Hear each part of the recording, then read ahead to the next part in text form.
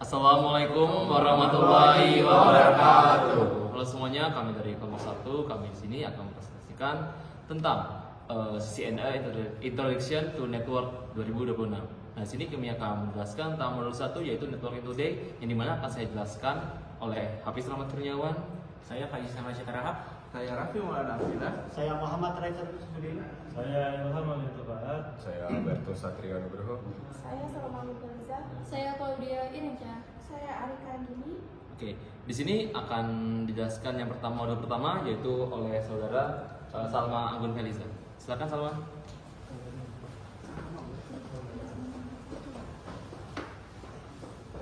Baik, selamat pagi semua. Saya Salma. Di sini kelompok kami akan menjelaskan tentang jaringan komputer kerja di era sekarang.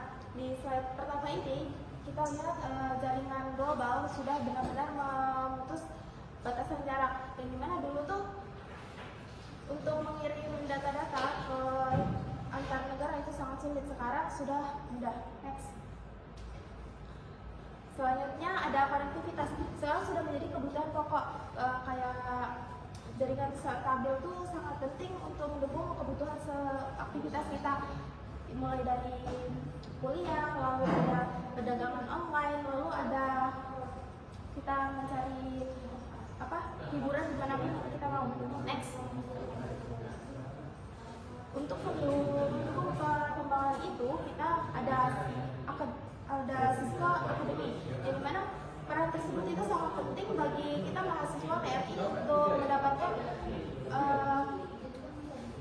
pelatihan jaringan secara standar dunia, yang dimana agar kita mempunyai skill yang diminta oleh industri saat ini. Next.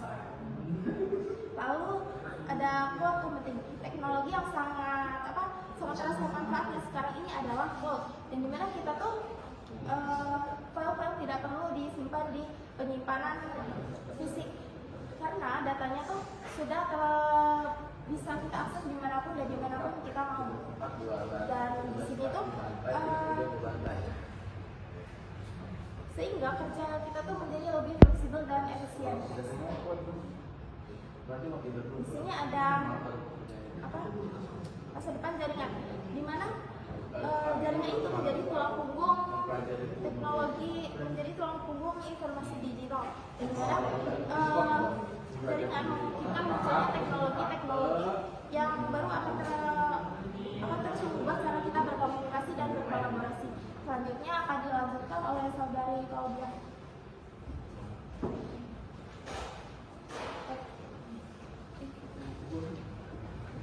Baik, saya Claudia Irenca. Di sini saya akan membacakan materi selanjutnya, yaitu bagian host, yaitu servers dan client. Yang dimana server adalah komputer atau sistem yang menyediakan layanan kepada perangkat lain di dalam suatu jaringan. Jadinya server ini yaitu bisa untuk menyimpan data, mengontrol jaringan, dan memberikan layanan seperti website, data maupun database. Jadinya server itu ibarat dari pusatnya jaringan, semua data dan layanan biasanya disimpan di server lalu diakses oleh perangkat lain. Di sini ada peer to peer yang dimana kita sebut bisa P2P, yang dimana adalah sebuah arsitektur jaringan di mana perangkat bisa saling berbagi data langsung tanpa server pusat. Lalu di sini ada keuntungannya, yaitu keuntungannya yang pertama mudah diatur dan tidak perlu server khusus. Dan terdapat kekurangan peer to peer, yaitu yang dimana terdapat stabilitas terbatas dan keamanan lebih rentan. Untuk ketiga yaitu perangkat akhir. Di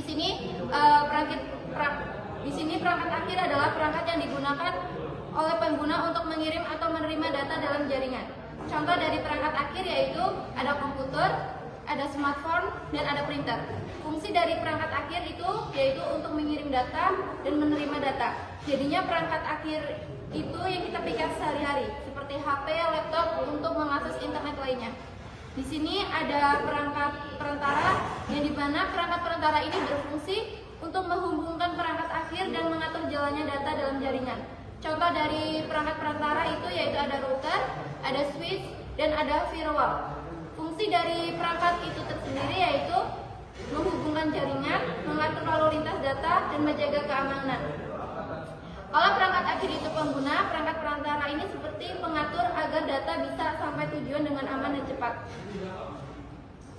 Di sini ada media jaringan yang dimana terdapat media di mana data ditransmisikan. Contoh, kabel tembaga, kabel serat, optik, sinyal nirkabel, dan mendukung bandwidth dan jarak yang berbeda. Lalu ada penutup komponen jaringan yang dimana komponen jaringan bekerja sama untuk memungkinkan komunikasi. Yang kedua, perangkat akhir, perangkat perantara, dan media jaringan adalah elemen yang paling penting. Terus terdapat konfigurasi dan manajemen yang tepat sangat penting untuk kinerja yang optimal. Selanjutnya materi akan dibacakan oleh Harika Andini.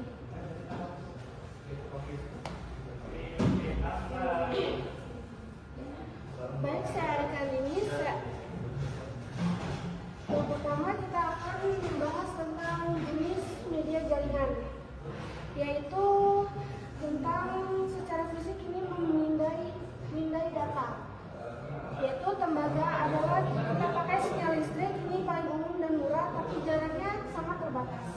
Yang kedua ada serat optik atau fiber, pakai penggerak cahaya. Ini jaringan itu sangat cepat, bisa buat jarak jauh dan anti gangguan frekuensi. Yang ketiga ada kabel atau wireless, pakai gelombang radio. Ini yang paling praktis karena kita nggak perlu lagi narik kabel sama sekali. Oke, next. Yang kedua adalah kriteria pemilihan media. Kenapa kita nggak pakai fiber semua saja? Karena kita harus memilih 4 faktor ini, yaitu bandwidth, butuh kapasitas data seberapa besar, jarak, yaitu seberapa jauh jangkauan kabel yang kita butuhkan, biaya, anggaran, masuk nggak buat instalasi dan alatnya, lalu keamanan, seberapa rentan medianya terhadap gangguan dan penyadapan. Oke, next. Yaitu adalah simbol jaringan. Di diagram jaringan kita pakai simbol supaya standar mudah dipahami. Yaitu ada end device, ini adalah perangkat yang kita pakai langsung kayak laptop atau HP. Yang kedua ada routers, tugasnya menghubungkan antara jaringan yang berbeda, misalnya rumah kita ke internet. Yang ketiga ada switch, tugasnya untuk membagi koneksi ke banyak perangkat dalam satu ruangan. Yang keempat ada firewall, ini sistem pengaman yang menyaring lalu lintas agar data jaringan kita tetap aman. Oke, next. Yang keempat adalah kartu jaringan atau NIC.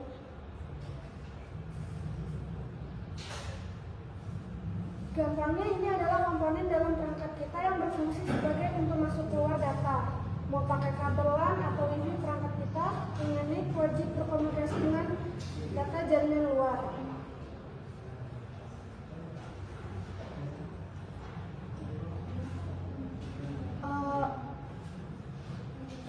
Udah nggak sih? Selanjutnya akan dilanjutkan rekan saya yaitu Sahabat.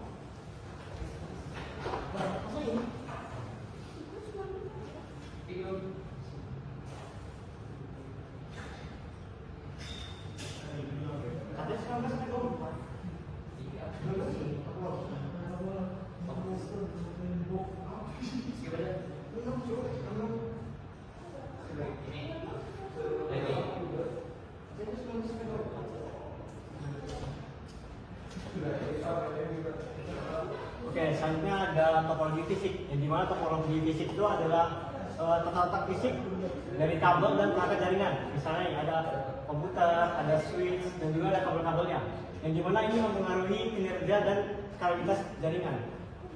Next. Nah, di sini ada topologi logis, yang dimana berbeda dari topologi fisik. Kalau topologi logis ini dia bagaimana data mengalir dalam jaringan. Contohnya ini ada dari bus ke star, dari mesh, yang dimana ini menentukan metode akses dan transmisi data. Next. Nah, selanjutnya ada kesimpulan representasi, yang dimana diagram simbol jaringan adalah alat penting bagi para profesional jaringan, dan juga topologi fisik dan logis menentukan struktur jaringan dan aliran data. Lalu memahami presentasi jaringan, memfasilitasi manajemen jaringan yang efektif. Nah, di sini ada beberapa jenis jaringan, yaitu ada yang pertama ada jaringan kecil untuk pengguna pribadi, yang dimana ini digunakan pada rumah ya, seperti wifi atau dan lain-lain. Masuk ke bagian jaringan SOHO, yang dimana jaringan SOHO ini adalah small office, home office, yang dimana pada kantor kecil atau kantor rumah. Jaringan ini digunakan untuk mendukung pekerjaan jarak jauh dan juga misalnya bisnis online, yang dimana ada komunikasi pelanggan dan juga ada pemesanan barang. Selanjutnya ada jenis jaringan perusahaan, yang dimana digunakan untuk perusahaan atau sekolah yang memiliki banyak lokasi dan ratusan hingga ribuan perangkat, yang dimana digunakan untuk penyimpanan data dan juga komunikasi internal. Dan juga yang terakhir ada internet, yang dimana internet ini adalah jaringan global yang jaringannya saling berhubungan. Next. Lalu ada LAN dan WAN. Yang pertama LAN. LAN itu adalah local area network, yang dimana jaringan pada LAN ini area kecil atau hanya di satu tempat. Yang dimana LAN sendiri itu contohnya ada rumah, kantor, ataupun sekolah. Ciri-cirinya, jaringan yang ada pada LAN ini kuat karena bandwidth-nya tinggi dan juga dikelola oleh satu pihak. Lalu ada WAN, yang dimana wide area network, yang cakupan jaringan itu luas. Contohnya antar kota dan juga antar negara. Nah, ciri-ciri dari WAN ini dia dikelola oleh ISP atau Internet Service Provider dan juga kecepatannya lebih rendah dibandingkan LAN. Nah, ada hubungan dari LAN dan WAN. Karena LAN ini, yang dimana LAN ini adalah yang dimana LAN ini terhubung oleh WAN. WAN menggabungkan seluruh LAN dan juga internet adalah gabungan dari LAN dan WAN. Next. Selanjutnya ada intranet dan extranet, yang dimana intranet ini adalah jaringan pribadi yang hanya diakses oleh pengguna internal. Jadi misalnya ada satu perusahaan yang dimana yang dapat mengakses adalah karyawan-karyawan yang ada di perusahaan tersebut. Berbeda dengan extranet, yaitu extranet memungkinkan akses terbatas ke pengguna eksternal yang berwenang. Jadi misalnya tidak hanya karyawan pada perusahaan itu, dan juga dapat dibagikan misalnya ke klien-klien seperti supplier, sistem rumah sakit, dan juga data sekolah. Lalu ada meningkatkan kolaborasi dan berbagi informasi. Next. Oke, selanjutnya akan dilanjutkan oleh kawan saya.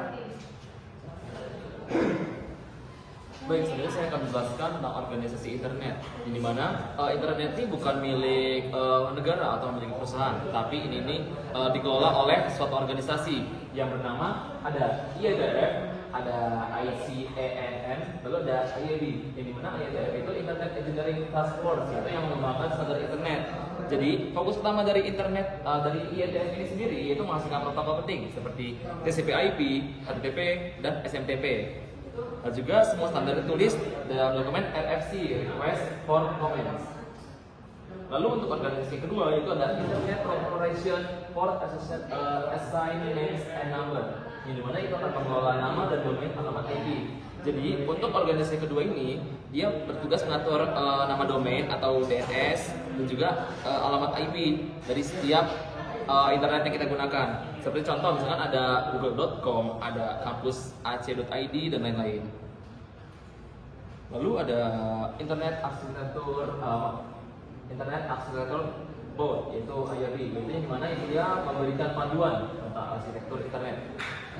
Jadi dia tuh bertugas mengawasi desain dan arsitektur internet secara keseluruhan, teman-teman, memberikan arah perkembangan internet ke depan, juga mengontrol mengawasi kerja dari organisasi yang pertama yaitu IETF. Next. Lalu di sini ada koneksi internet. Nah, jadi di koneksi internet ini ada perangkat terhubung ke internet melalui ISP. Apa tuh ISP? ISP itu adalah Internet Service Provider yang menyediakan layanan-layanan seperti misalkan IndiHome, Fastnet, terus ada ITN dan lain-lain. Nah, jadi fungsi dari ISP ini menghubungkan pengguna ke jaringan internet global, juga menyediakan alamat IP dan juga menyediakan layanan email tambahan seperti email, hosting website, dan cloud storage. Lalu next, Nah, di sini juga ada teknologi akses internet teman-teman, di mana ISP ini memainkan peran penting dalam menjadikan akses internet dan juga menaruhkan teknologi yang berbeda menjadi berbagai kebutuhan lokasi. Jadi teknologi akses internet ini adalah cara atau media yang digunakan untuk terhubung ke internet.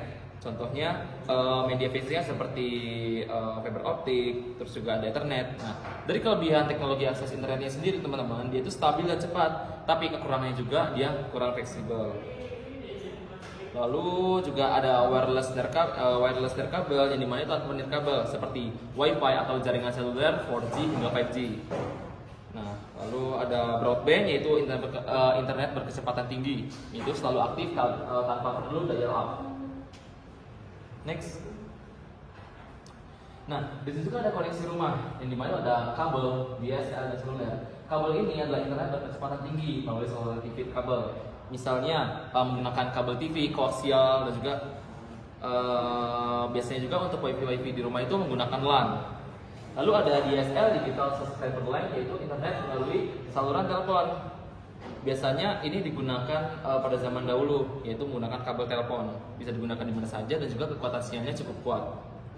Lalu ada seluler, yaitu mobile data, yaitu internet kabel melalui jaringan seluler yang dimana biasanya kita gunakan di perangkat handphone, di perangkat pet dan lain-lain yang perlu menggunakan kartu dan nomor telepon. Nah juga itu bergantung pada kekuatan sinyal pada lokasi tersebut. Next. Nah di sini ada koneksi perusahaan, yaitu ada lease line yang dimana koneksi bandwidth ini khusus, terus ada Ethernet terhubung ke port Ethernet, juga ada slot optik, transfer data berkecepatan tinggi. Yang dimana lease line itu koneksi khusus yang tidak dibagi, jadi hanya perusahaan yang menggunakan koneksi tersebut.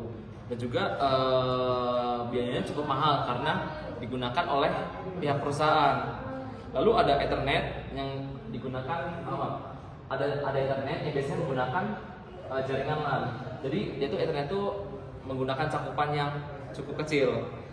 Dia tuh cepat dan efisien sehingga juga mudah dikembangkan. Lalu ada serat optik yang biasanya digunakan oleh ISP yang biasa kita gunakan. Seperti contoh ada IndiHome, ada ITN dan lain-lain yang saya sebutkan tadi.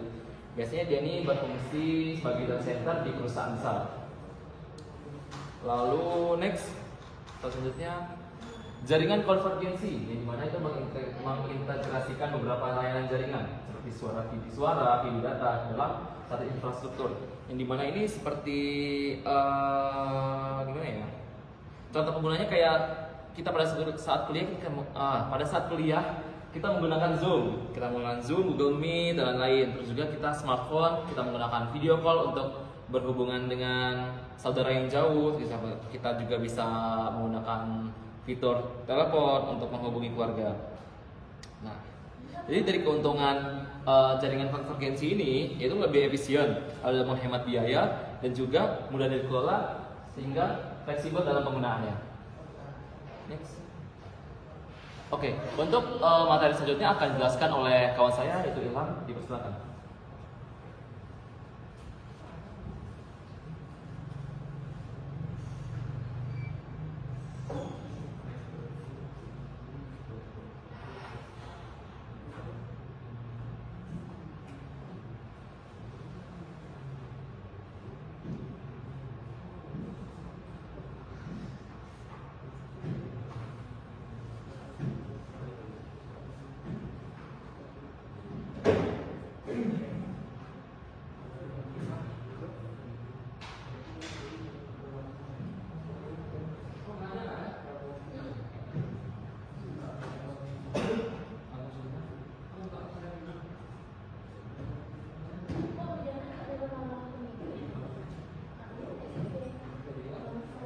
Boleh di-skip lagi, sampai arsitektur lagi, sekali lagi.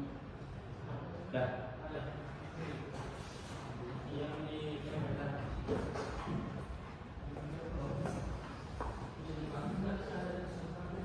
Nah, selanjutnya adalah arsitektur jaringan.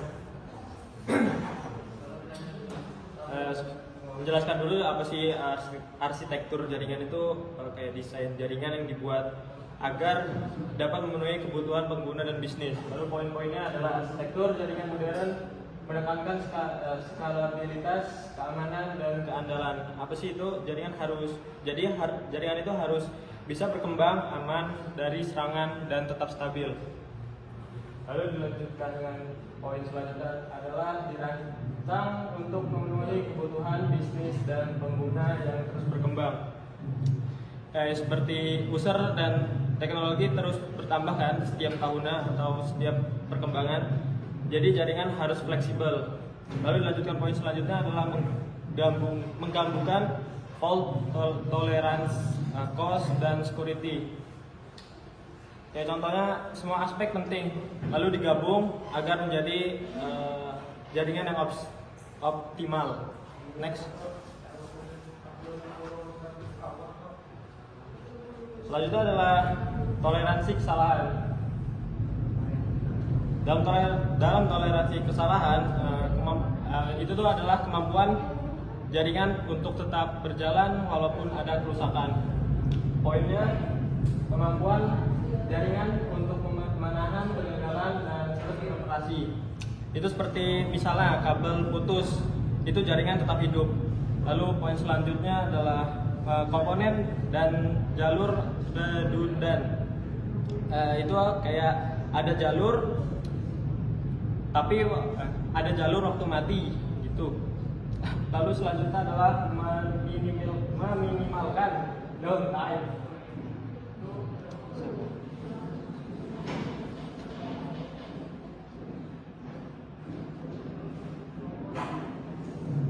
Sabar sebelumnya.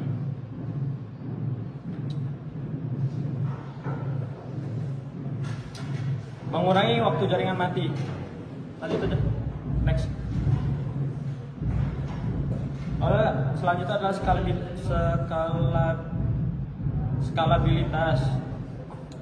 Skalabilitas berarti jaringan bisa diperbesar tanpa harus merombak total sistem. Poin-poinnya adalah kemampuan jaringan untuk tumbuh dan beradaptasi dengan permintaan yang meningkat, kayak seperti tambah user atau perangkat dengan mudah. Lalu desain modular dan teknologi yang dapat diskalakan mendukung ekspansi. Itu seperti jaringan dibuat perbagian. Lalu dilanjutkan dengan memastikan kinerja jangka panjang dan perlindungan investasi. Itu seperti tetap dia berkembang tapi tetap sama seperti itu. Next. Kualitas layanan. Biasanya ada kualitas layanan itu seperti teknik untuk mengatur lalu lintas jaringan agar aplikasi tetap lancar. Poin-poinnya itu adalah manajemen bandwidth dan teknik pembentukan lalu lintas. Lalu meningkatkan pengalaman pengguna dan kinerja aplikasi. Next.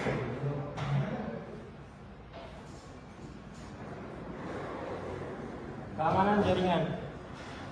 Keamanan jaringan itu melindungi data dan sistem dari serangan. Poin-poinnya adalah melindungi infrastruktur dan data jaringan dari akses tidak dan ancaman berbahaya. Oke, contohnya hacker. Lalu dilanjutkan dengan firewall, sistem deteksi intrusi dan kontrol akses sangat penting. Jadi kalau misalkan tadi firewall, ini nih kayak penyaringnya. Lalu dilanjutkan dengan memastikan kerahasiaan, integritas dan ketersediaan informasi. Itu seperti sama juga kayak akses. Jadi kayak misalkan itu bisa tetap diakses walaupun di mana aja. Next. Lalu selanjutnya adalah jaringan yang handal. Jaringan handal itu seperti jaringan yang bisa diandalkan dalam berbagai kondisi. Poin-poinnya adalah satu, fitur jaringan yang handal termasuk redundansi, pemantauan dan keamanan. kalau misalnya redundansi itu seperti ada cadangan jika terjadi masalah. Lalu pemeliharaan proaktif dan peningkatan tepat waktu sangat penting. Pemeliharaan itu seperti kayak dipantau terus menerus. Lalu dilanjutkan dengan memastikan kinerja yang konsisten dan meminimalkan gangguan. Jadi dari setiap proses itu stabil dan tidak sering down. Oke, materi selanjutnya akan dibacakan oleh teman saya.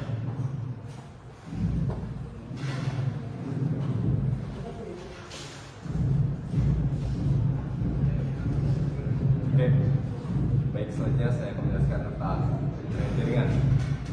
Sebelum masuk situ, jaringan mungkin sekarang sudah sangat luas dan besar. Di mana-mana orang dapat mengakses menggunakan perangkat sendiri, seperti laptop, handphone, smartphone, dan lain-lainnya. Yang pertama, jaringan modern berkembang pesat karena kemajuan teknologi yang tadi sudah saya jelaskan. Lalu tren termasuk beyond. Beyond adalah bring your own device. Di sini perluasan batas jaringan organisasi ke perangkat tidak dikelola secara langsung oleh departemen IT. Jadi di sini kita ketika menggunakan beyond tidak bisa mengakses data perusahaan menggunakan perangkat kita personal.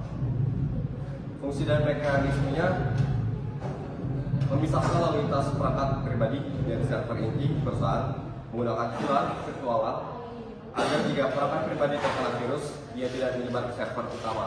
Jadi mekanismenya tetap aman ketika kita mengakses email ataupun server perusahaan menggunakan alat perangkat pribadi kita. Lalu pada contoh nyatanya, ketika karyawan menggunakan MacBook pribadinya untuk mengakses email kantor, perusahaan mewajibkan instalasi profil MDM (Mobile Device Management) seperti Microsoft Azure untuk memastikan data kantor tidak dihapus dari jauh jika laptop tersebut dicuri. Next. Yang kedua adalah online kolaborasi. Online kolaborasi tentunya tidak asing bagi kita semua, di mana sekarang kita sudah memiliki kemajuan teknologi menggunakan Zoom, Google Meeting, Discord, dan banyak hal lainnya.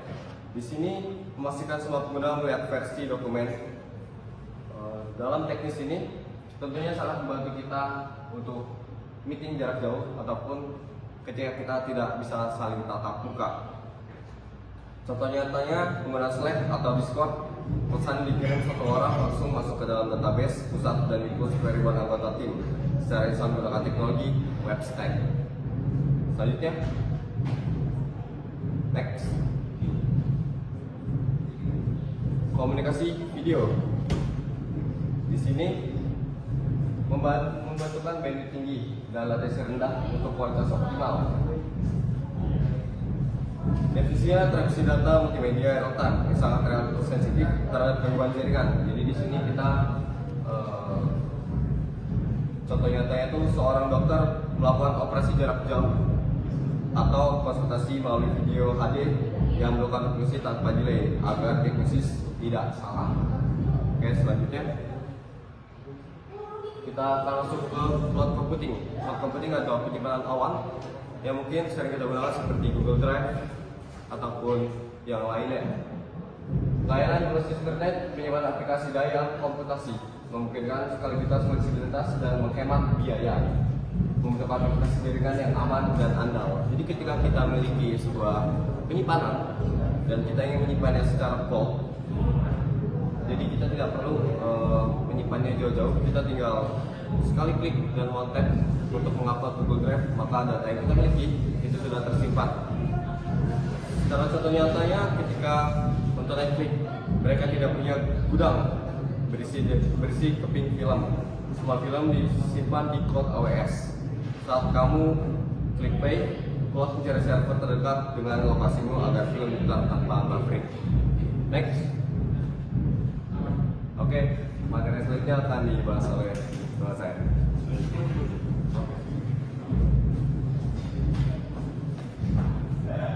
Oke, selanjutnya ada Internet of Things. Internet of Things atau konsep IoT. Konsepnya sederhana, kita menghubungkan benda-benda di sekitar kita seperti sensor, peralatan hingga kendaraan ke dalam satu jaringan agar mereka bisa saling berkomunikasi dan bertukar data secara otomatis. Karena ada miliaran perangkat yang terhubung, IoT menghasilkan data dalam jumlah yang sangat besar atau big data. Dalam data inilah yang nantinya perlu kita proses dan analisis, tentu untuk mengambil keputusan cerdas. Untuk IoT sendiri, perangkat yang terhubung, sensor, peralatan, kendaraan yang berkomunikasi dan bertukar data, menghasilkan data dalam jumlah besar yang perlu diproses dan dianalisis, dan membutuhkan infrastruktur dan keamanan jaringan yang kuat. Next, dampak tren jaringan. Tren jaringan mempengaruhi infrastruktur dan manajemen jaringan. Skalabilitas, keamanan, dan kendala adalah pertimbangan penting. Beradaptasi dengan tren ini sangat penting untuk suksesan bisnis. Sebagai kesimpulan, jaringan modern berkembang dengan sangat pesat karena didorong oleh teknologi-teknologi baru yang muncul secara bersamaan. Tren utama seperti bring your own device dan cloud computing, IoT, dan kolaborasi online telah menjadi standar baru di dunia kerja dan industri. Bagi kita sebagai profesional atau praktisi di bidang jaringan, sangat penting untuk selalu update dan mampu beradaptasi dengan tren-tren ini. Dunia IT tidak pernah diam dan kemampuan kita untuk terus belajar adalah aset terbesar kita di masa depan. Next. Jaringan modern berkembang pesat karena teknologi yang muncul. Biologi, komputasi awan, IoT, dan kolaborasi online adalah tren utama. Tetap mendapat informasi dan beradaptasi dengan tren ini sangat penting bagi para profesional jaringan. Oke, keamanan jaringan. Di perkembangan saat ini, data sudah menjadi aset yang penting bagi seseorang atau perusahaan, di mana keamanan jaringan sudah bukan lagi menjadi fitur, tetapi menjadi fondasi utama dari data itu tersebut. Keamanan adalah yang terpenting dalam jaringan modern. Melindungi data dan infrastruktur dari ancaman dunia maya sangat penting. Pendekatan berlapis-lapis sangat penting untuk keamanan yang efektif. Seperti yang kita bisa lihat bahwa untuk lapis pertama ada firewall yang memeriksa data kita yang berasal dari cloud. Lalu ada user security dan dilanjutkan ke server security dan database security. Yang terakhir ada ancaman jaringan. Ancaman jaringan itu terbagi menjadi dua, yang pertama internal dan eksternal. Untuk yang eksternal biasanya dilakukan oleh seseorang yang berasal dari luar organisasi yang mencoba masuk atau mencuri database dari perusahaan atau pengguna pribadi itu sendiri. Sementara yang lebih berbahaya adalah ancaman internal. Ancaman internal ini berasal dari seorang user atau karyawan perusahaan itu sendiri yang terkena sebuah malware atau file phishing yang melalui website yang diakses dan file yang dia download. Contohnya adalah malware, phishing, dan serangan penolakan layanan atau DOS. Lalu yang terakhir adalah tetap waspada dan dalam menerapkan langkah-langkah keamanan yang kuat sangat penting. Next, malware dan serangan akan disampaikan oleh teman saya, Raffi. Di sini saya menerangkan malware dan serangan. Jadi, apa itu malware? Perangkat lunak berbahaya yang dirancang sistem untuk membahayakan atau mengganggu sistem.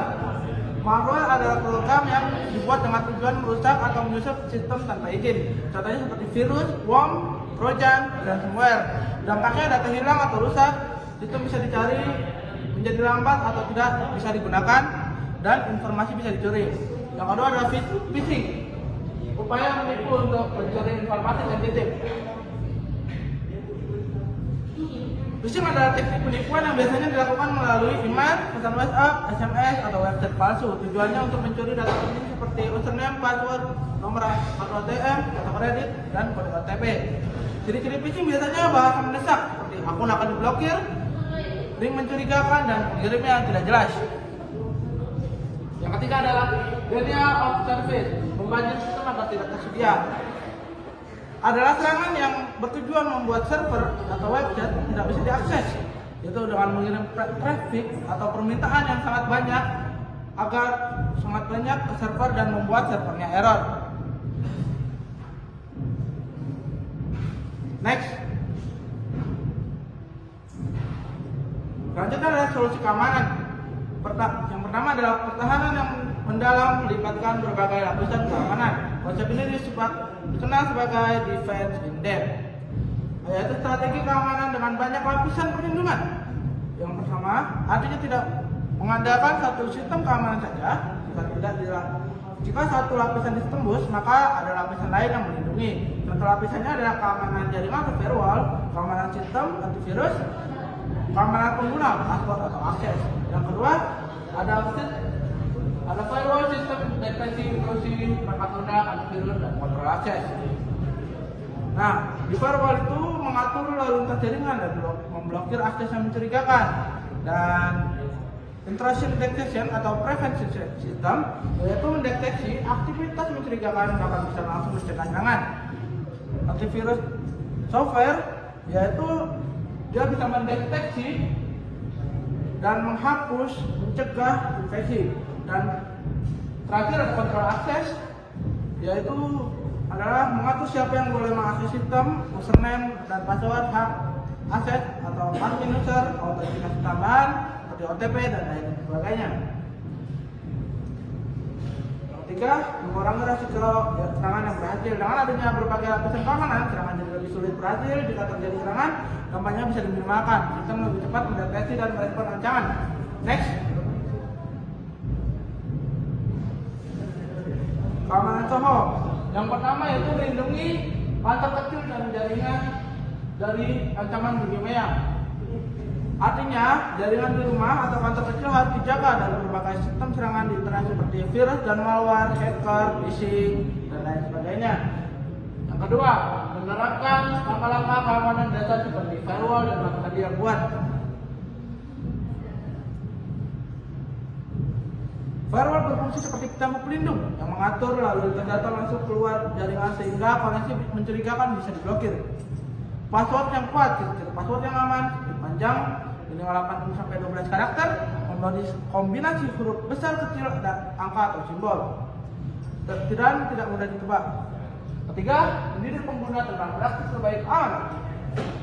Nah, keamanan tidak hanya dari sistem, tapi juga dari pengguna user. Pengguna harus paham cara menggunakan internet dengan aman, tidak sembarang klik, tidak mencurigakan, tidak membagikan password ke orang lain, selalu logout dari akun penting, dan update software secara rutin. Next, selanjutnya ada keamanan perusahaan. Sistem yang pertama adalah sistem keamanan canggih yang untuk organisasi besar. Pada perusahaan besar, sistem keamanan jauh lebih kompleks dibanding SOHO karena jaringan lebih luas. Data yang dikelola pun sangat penting. Maka digunakan teknologi keamanan tingkat lanjut seperti enkripsi data, VPN, multi-factor authentication. Yang kedua ada sistem deteksi dan pencegahan intrusi informasi keamanan dan manajemen peristiwa atau SIEM. Perusahaan menggunakan sistem khusus untuk mendeteksi dan menghentikan serangan, yaitu dengan IDS, mendeteksi aktivitas mencurigakan, IPS tidak hanya mendeteksi tapi juga langsung memblokir, dan Security Information and Event Management atau SIEM, sistem yang mengumpulkan dan menganalisis log dari berbagai perangkat server, firewall, aplikasi untuk mendeteksi ancaman adanya secara real time, memberikan peringatan jika ada aktivitas tidak normal. Yang ketiga, kebijakan dan prosedur keamanan dan compliance. Perusahaan tidak hanya mengandalkan teknologi, tapi juga aturan yang jelas seperti kebijakan password, hak akses pengguna, prosedur backup data, prosedur penanganan insiden. Next. Nah, selanjutnya ada sertifikasi CCNA.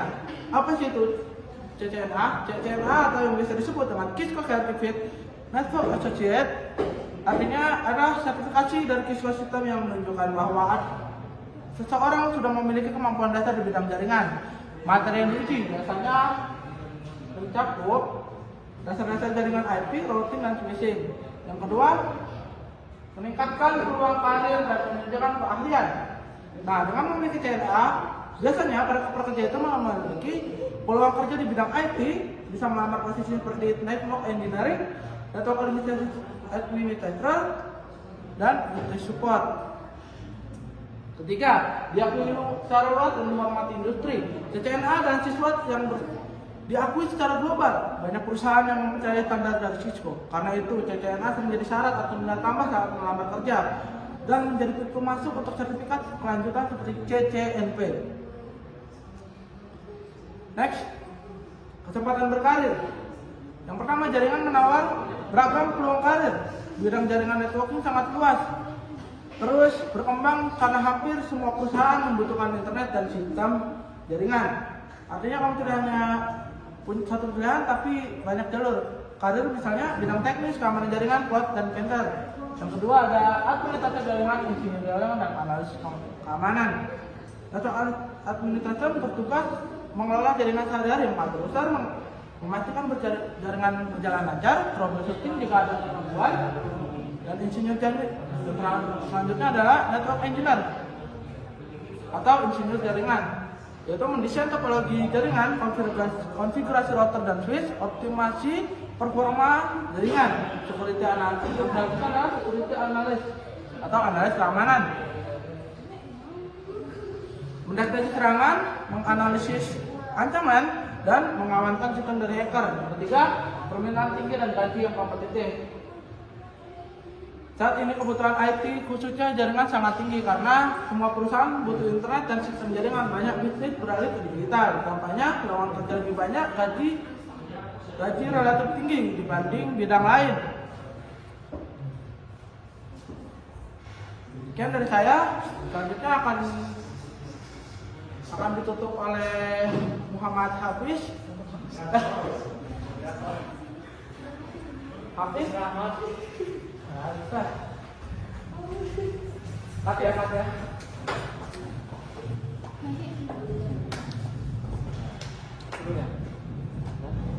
Oke, pada episode kali ini yaitu adalah kesimpulan ya dari presentasi yang telah kita buat hari ini, yaitu jaringan adalah tulang punggung komunikasi dan bisnis modern.